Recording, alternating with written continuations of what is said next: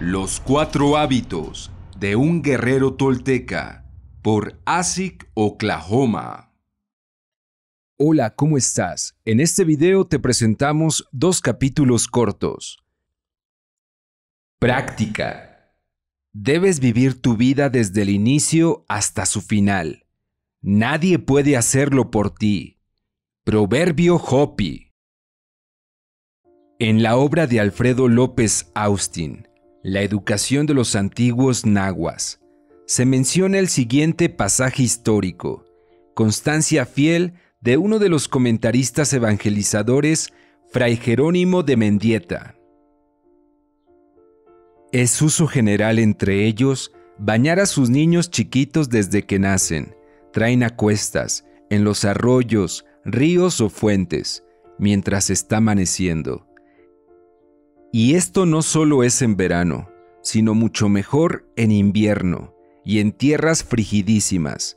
Una de las más frías de la Nueva España es la provincia o Valle de Toluca, y en ella se acaecían cada domingo que salían al convento, luego en amaneciendo para ir a decir misa a algún pueblo de visita, hallar las indias que entonces madrugaban para venir a misa por los arroyos que estaban hechos un hielo, lavando a sus criaturas, que yo, yendo helado de frío, me espantaba por cómo no se morían. Estas líneas son un testimonio fehaciente de la costumbre adquirida durante siglos por un pueblo místico guerrero, cuyo hábito primordial era templar a sus hijos, acondicionarlos para enfrentar la vida, preservarles una óptima salud y forjarles un carácter sólido. Quizás los métodos nos parezcan un tanto radicales, pero no podemos negar las diferentes circunstancias sociales de aquella época con respecto a la nuestra, como para emular a cabalidad aquellos hábitos que proporcionaron grandeza al antiguo imperio de Anáhuac. Supongamos, al levantarnos en una mañana estacional de invierno, aún con rastros de sueño, nos disponemos a realizar la rutina de todos los días, pero en esta ocasión nos proponemos practicar la técnica disruptiva del conocimiento tolteca, con el ánimo de vencer nuestra fatiga, fortalecer nuestra voluntad guerrera, con la mejor predisposición y actitud. Nuestro cuerpo, aún con la temperatura reconfortante del calor generado por el cobijo de la noche y el calor natural de nuestro organismo, se niega a dar el primer paso. Quizás sienta que no vale la pena arriesgarse a entrar en contacto con el agua fría, pero si somos capaces de ser indiferente a sus reclamos y fijar nuestra mente en una imagen deliberada de los logros que alcanzaremos, una vez rebasado el acto disciplinario, entonces el poder de la decisión se reduce a una posibilidad. Vencernos a nosotros mismos, manifestar nuestro propio poder interior y delegarle el mando a esa fuerza poderosa que rara vez le proporcionamos la oportunidad de hacerse visible, porque nuestra vida por lo general se ajusta a los cánones de la sociedad y gira en torno a nuestras emociones, sobredimensionando la parte transitoria de la humanidad a costa de la parte espiritual y permanente. Esa fuerza interior, invisible, intangible, oculta y misteriosa, es nuestro Nahuali. No tiene forma, no tiene edad. Es la energía que cumple la función de mantenernos vivos y receptivos detrás de nuestros sentidos. Es la inteligencia energética que sostiene el funcionamiento de nuestra energía corporal y, por si fuera poca cosa, la dirección de nuestro destino. La filosofía tolteca establece que tanto el centro de decisiones como la voluntad guerrera se desarrollan con mayor poder en escenarios de adversidad y hasta cierto punto hostiles.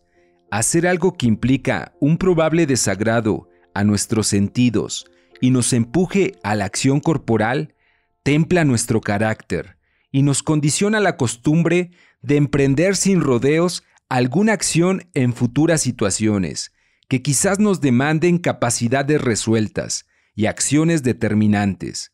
Es bajo estas circunstancias cuando podemos afirmar que poseemos poder personal. En primera instancia, debemos de establecer un vínculo de comunicación con la inteligencia del agua, ponderándola como un ser vivo, con identidad propia.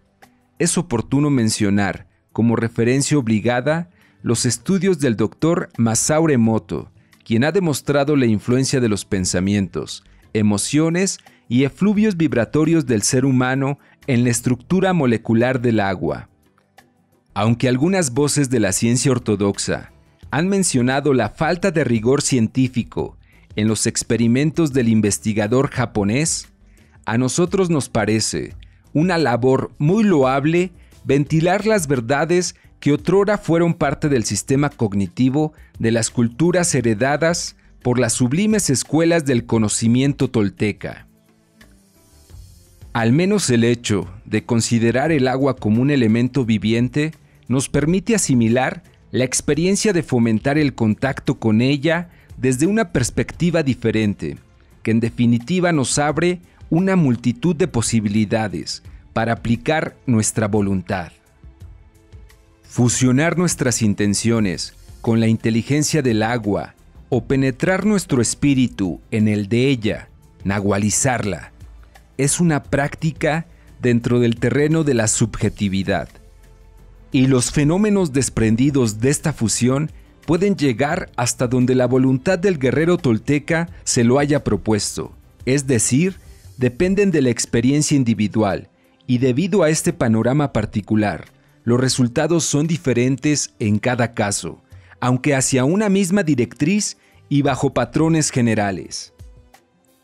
Como suele suceder en estos casos, ninguna explicación teórica puede sustituir la sabiduría que resulta de practicar este noble hábito. A la sazón, los resultados de quien ya lo experimentó nos pueden servir de guía para ir un paso más adelante dentro de la línea de superación personal, ahorrar un tiempo valioso y prescindir de posibles errores. Hoy te presento comunicación. Los hombres sabios hablan porque tienen algo que decir. Los necios porque tienen que decir algo. Platón. Para un hombre de conocimiento, todas las cosas contienen espíritu. Las piedras, la vegetación, los animales, los seres humanos, incluso los virus causantes de las enfermedades, son considerados como entes parasitarios que se alimentan de la energía de los seres humanos al deteriorar su salud. Es por ello que las enfermedades se tratan con las técnicas curativas apropiadas, cual si fueran entes destinados a extirparse del organismo del afectado. El deber supremo de un tolteca es encontrar la sustancia, la divinidad en cada uno de sus actos creadores. También busca conectarse con el espíritu de la vida a través de sus cantos y flores, es decir, de su sabiduría y de su arte, para reafirmar su existencia y garantizar su trascendencia de la muerte como entidad energética o como fenómeno transitivo. Los antiguos mexicanos siempre concedieron especial importancia a la vinculación en sus diferentes canales, en virtud del desarrollo de su naturaleza interior o nahuali. Cada vez era más familiar concebir a todas las formas de vida como parte de sí mismos. El testimonio universal, condensado en un sencillo adagio maya, yo soy tú y tú eres yo, nos habla de la importancia conferida por la cosmovisión antigua a la estrecha comunicación con la vida y la unidad universal.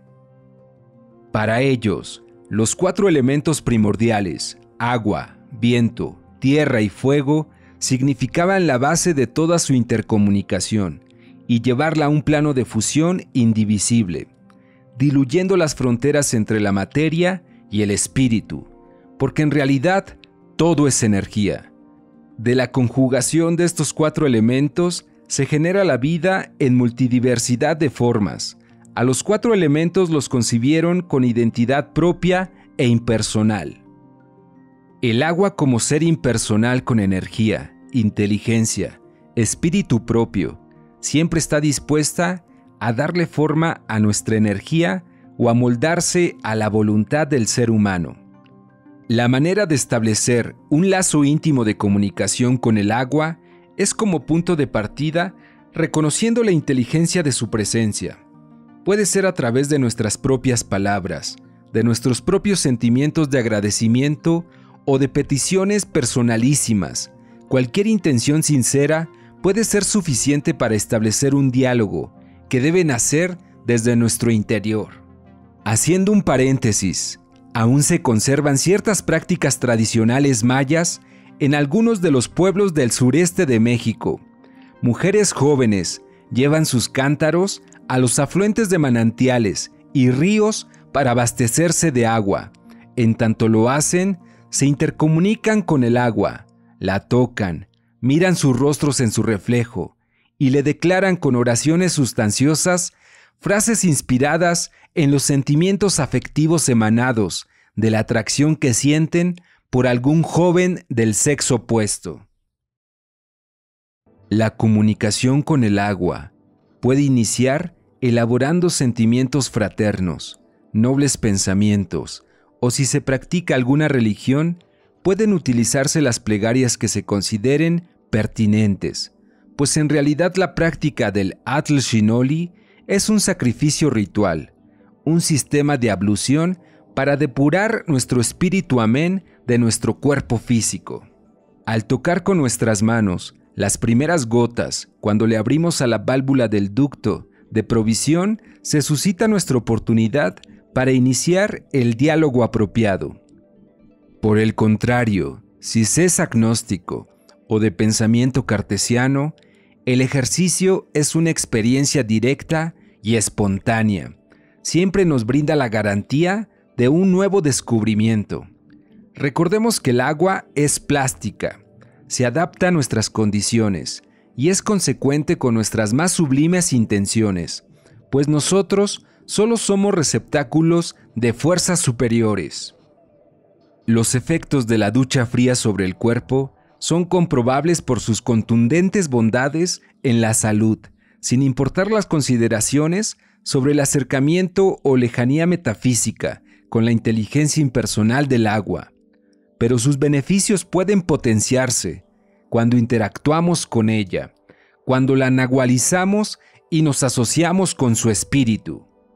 A veces la comunicación no solo se supedita a la verbalización de palabras, sentimientos y pensamientos.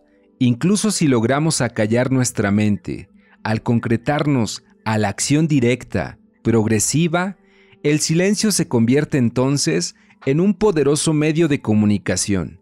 Quizás sea el medio más idóneo en este caso.